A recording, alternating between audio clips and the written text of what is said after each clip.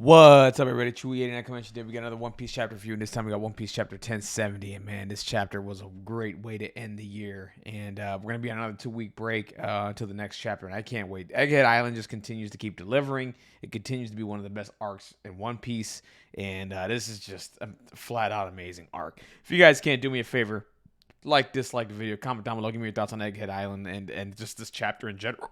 Like, this chapter is just absolutely insane.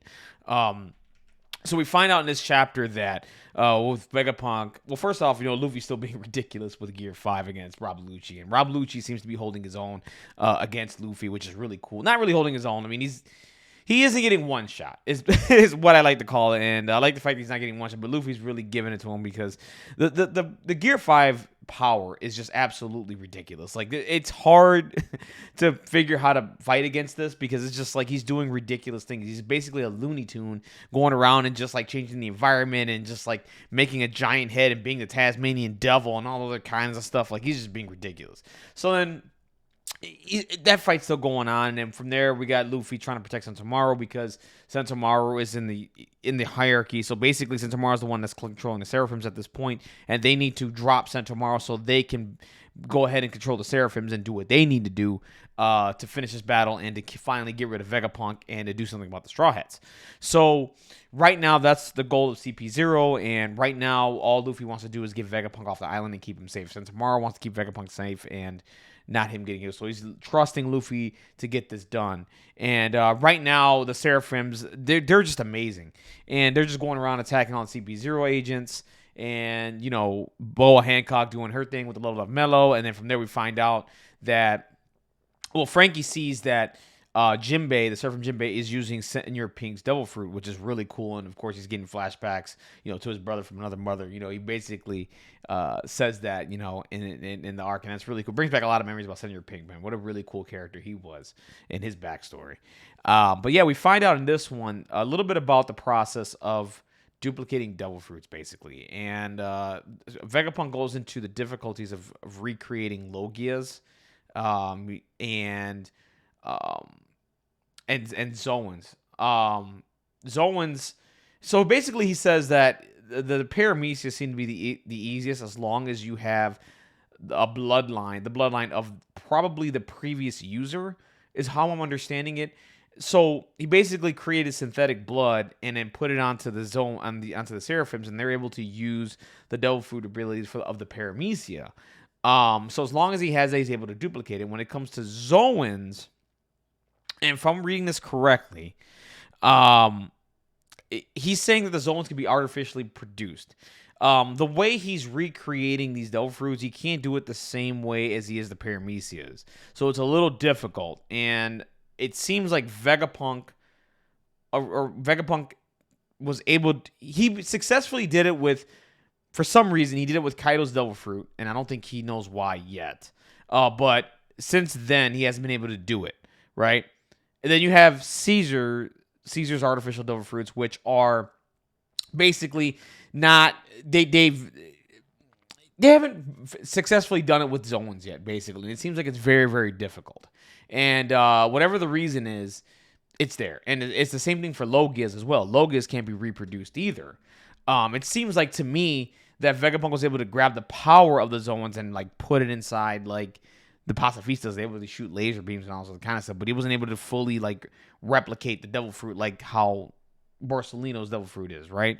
So, but he was able to recreate synthetic blood and put that inside the Seraphims, and everybody use Paramecia type devil fruits. They seem to be these as long as you have the lineage factor or their blood of the previous owner or whatever the case may be. So that's really, really interesting. So we're getting some more information on the devil fruits and the recreation of them. And it seems like to me, the world government had some interest in recreating devil fruits, specifically Logias and Zoans,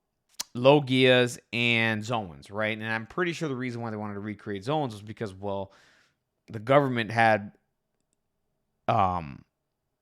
Sanganika's fruit the entire time, that fruit, and it seems like to me they've been trying to recreate that and give that power to somebody, right? That's my opinion. That's what I think is going on there. But it's just not successful yet, right? They haven't figured it out yet. But there's something with Momonosuke's fruit that they were able to do so. So I can't wait to figure that out once we do. But yeah, we're starting to see like the other Seraphims use abilities. We see that Kuma still the Seraphim Kuma is using Kuma's ability. Didn't give him another Devil Fruit. We see Boa Hancock using the Love Fruit, and we see Mihawk not really use a Devil Fruit. He's not using a Devil Fruit at all. He's just being Mihawk, just cutting people up. So I'm curious to see what they did with Mihawk there, and of course Boa is just using the the stone fruit that Boa Hancock has or whatever, turning people to stone and all that stuff. So he didn't give Boa a different devil fruit or anything like that. I'm curious to see if there has to be a Seraphim Doflamingo. There has to be a Seraphim Crocodile. I can't wait to see how those interact. Maybe a Seraphim Blackbeard. That'd be really interesting to see what Blackbeard's doing. So yeah, and then from there Vegapunk goes in and explains like why the Seraphims have replaced the Warlords is because the Seraphims are just absolutely ridiculous. They're the pinnacle of like humanity. They're the strongest form of humanity. And I'm curious to see why they replicated Lunarians. Why Lunarians in particular? Because they have the Lunarian, the wings, the fire that's there. Why Lunarians? And why try to mix them with Devil Fruit powers? What is it there? What's the connection between those two that makes them so powerful how they are now? There's something there. And there's something in the past there with Lunarians and the Devil Fruits. It's all getting connected. And I can't wait to figure that out. Like, there's something there. Because it's real specific that, hey, I want to grab Lunarians, but I want to give them other people's powers. Like, what? I want to recreate these people, but make them Lunarians. Why not just recreate them? Right? Like, there's something there. And I can't wait to figure that out. So right now, of course, we got them trying to save Vegapunk, and they're trying to get him off the island. And they, of course, Luffy's doing ridiculous things. And he turns his head into a giant freaking head, and he's just like biting on the ground. Like, Oda's just having a really good time with Gear 5, and I love every second of it. And the whole goggle thing that Luffy does and like punches like Rob Lucci right in the stomach, you know what I'm saying? And like Rob Lucci's just utterly confused. He has no idea how to combat Luffy at all. I mean, who would? This dude is like a living Hanna-Barbera character. That's what he is. And it's just like no one has an answer for it. He's just like, this is just insane. I can't do anything about this. I guarantee you someone in the world government has an idea of how to deal with Luffy, because at some point, when we get and learn about the past and learn about the Void Century, we're going to find out what happened there with Joy Boy, Sun God Nika, all this other crazy stuff. And we're going to find out how they were able to defeat this character. I'm pretty sure they have a way to defeat him. They just haven't talked about it yet or approached it because it's not time or whatever. I'm pretty sure they understand. They know what to do against Luffy. And they just have to relay that information at some point to CP0 because nobody seems to know what to do with this character. So then all that's going on, and they finally escape. They go to the rocket, and, of course, Sentomaru's sticking around because, she's trying to hold the fort and, trying to stay in control of the Seraphim so that way CP0 doesn't get command of them and, to go and kill Vegapunk, because they still have to get rid of the satellites. They still have to get rid of the 5 other Vegapunks, and they still have to get rid of Vegapunk himself to fully get rid of him. This is leading me to believe, and this is just my opinion here, because here's what's happening. Kuma is on the way. He teleported himself somewhere.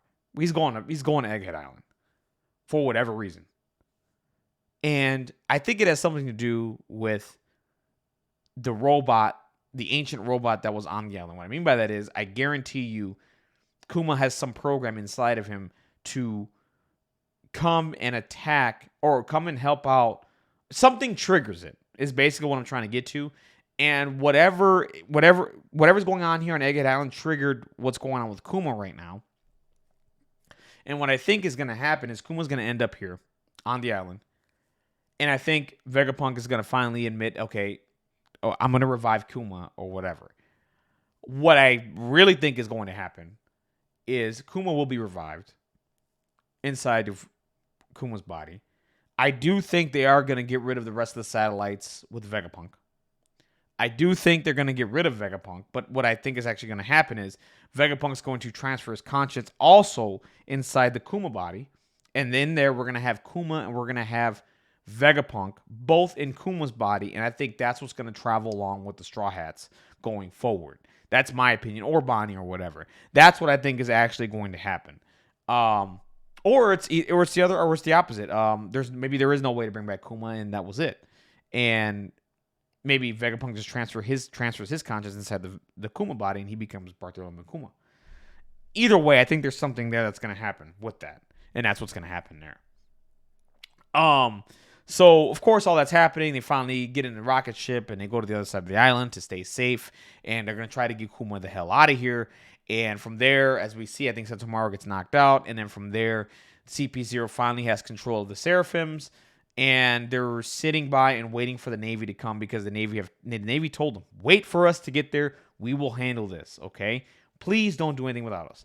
And of course, Rob Lucci is just a little impatient, and right now we find out that Barcelino is on his way there, probably talking to Akainu, saying, hey, listen, the Straw Hats are there. They're trying to get Vegapunk. We lose Vegapunk, we're screwed. So they're like, okay, Barcelino's like, all right, okay, I'm going to handle this. And he's bringing the full force of the Marines plus CP0 over to Egghead Island. And there's just so much that's going to go down next year in One Piece. And this is going to be absolutely insane. And dude, the Porcelino is going to be on the island. CP0 is here with the Seraphims. Kuma's on the way. Does the Revolutionaries follow him? Like, there's so much going on. And Blackbeard is still facing Law, by the way. And we have no idea what's going on there. And I can't wait. Dude, next year is going to be nuts with One Piece. Dude, what a wonderful chapter. What a way to end the year with One Piece, man. One Piece has been strong, I would say, like 90% of this year. And it ended really strong with this chapter. And I can't wait for next year and to read 1071. But anyways, guys, that's my thoughts of the chapter. 10 out of 10 chapter. I mean, it's just absolutely ridiculous what's going on here. And I can't wait to read 1071 whenever that comes out. I think in like 2 weeks from now or whatever. And I can't wait to read that. Absolutely amazing chapter, guys. Definitely let me know your thoughts down below. Like the video. Give me everything you need to know about this chapter, man. Tell me everything, like, if I missed anything, let me know. What are your thoughts on everything, man? Do you guys think it's going to be the Straw Hats versus the Marines and CP0 here? Do you think we're going to finally figure out what's going on with Kuma, and if Vegapunk, like, has a copy of him somewhere and it's just going to insert him in his body? Like, give me your thoughts down below, guys. Tell me what's up, man. Let me know your thoughts about this chapter. And definitely subscribe to the channel. Of course, I'm going to have more One Piece content coming up. I just don't do One Piece, guys. I talk about Marvel Crisis Protocol. I play the One Piece TCG card game. And I also do this. So any give me all the subscriptions you can. I'm trying to get to 1,000. And this will definitely help the channel grow. So, yeah, guys. What a way to end One Piece for the year, man. This has been a phenomenal chapter. I'm glad I waited for the official translation, because I didn't like the original translation for this chapter at all. The official cleared up some things that I had some questions about. So I think that's what I'm going to wait for going forward, is wait for the official, then do the review. But anyways, guys, that's it, guys. Take care. Have a wonderful, blessed day. Keep reading One Piece. Have a happy, happy new year. And I'll see you guys next year for 1071, guys. Take care. Have a wonderful, blessed day.